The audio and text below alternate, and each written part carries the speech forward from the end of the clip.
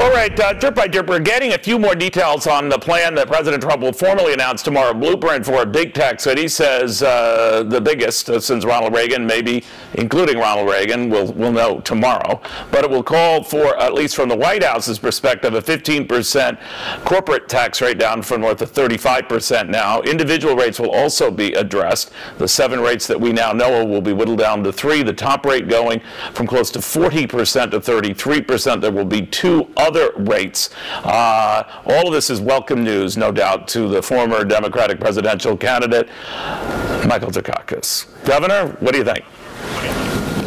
First thing I want to say is how you're feeling. I'm feeling well. Thank you, sir, very, very much. You look terrific.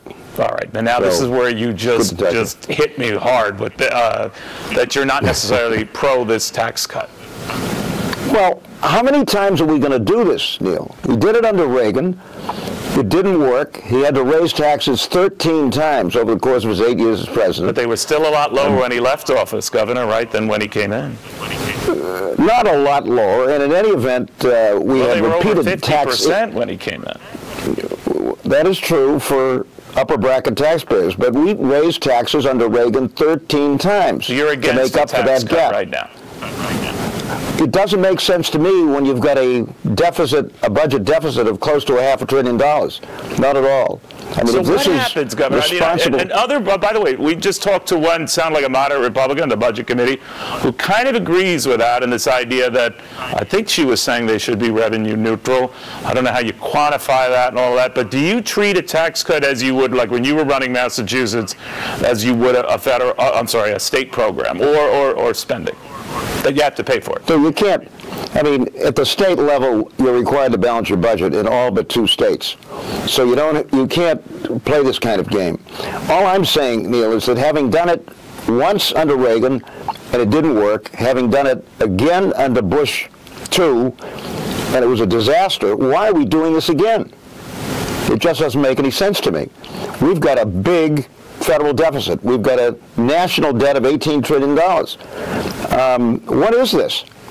And it's not going to work again, I can tell you. But, you know, I will give credit to you. You have bemoaned the debt whether it's Democrats or Republicans in office. I mean, when you ran your campaign, and I'm not saying this to blow smoke at you, you were notoriously a cheap guy. And, of course, that's how you claim that. And that's a good quality. Believe me, I don't mean to disparage that.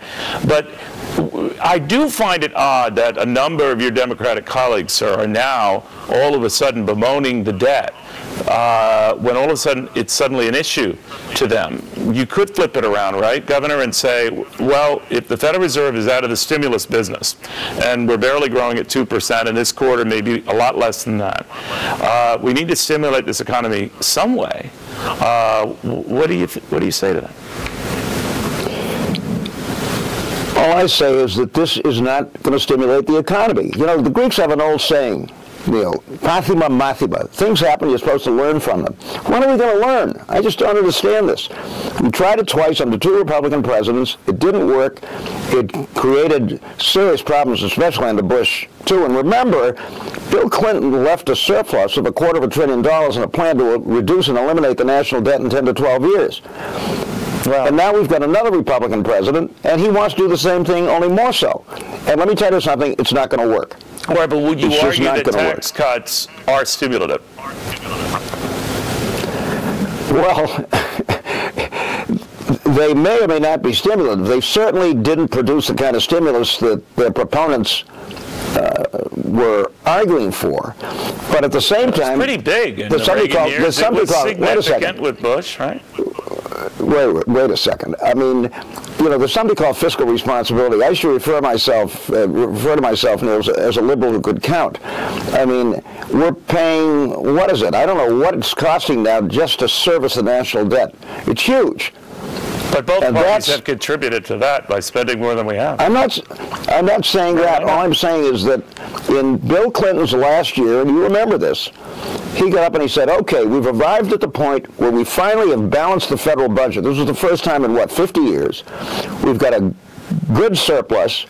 Let's use it to reduce and eliminate the debt in 10 to 12 years. That was the Clinton plan. But we do know in retrospect that at the end of 2000 we were heading into a recession. It wasn't nearly as bad as what we would get later on.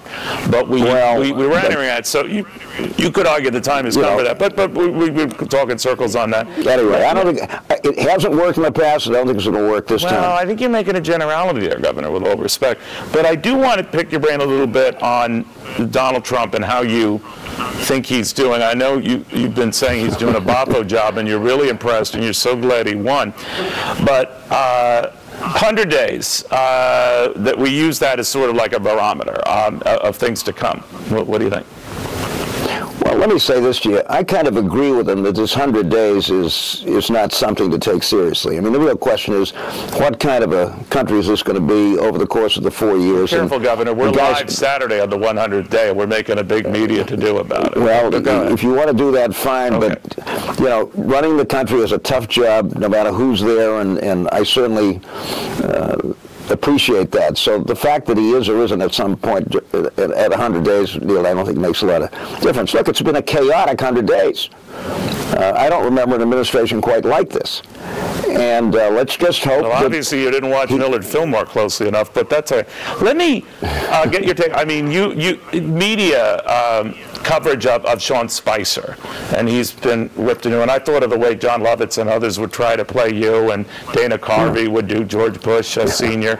Did it ever bug you? Does that stuff bug you? Any advice for Spicer as he deals with this? Well, look, and the president, by the way. I feel sorry for Spicer. I mean, being Trump's press secretary has to be the toughest job in the world. But you've got to accept this. I mean, you know, humor is part of it.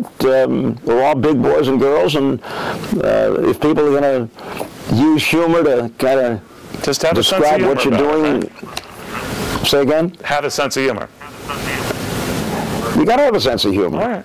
And, you know, I think it's one of those things. I don't envy Spicer because, you know, that job has to be a very tough job. But you certainly have to understand that folks are going to use humor, and you've got to use humor. And again, Governor, thank you. I'm sorry to jump on you. That'll do it.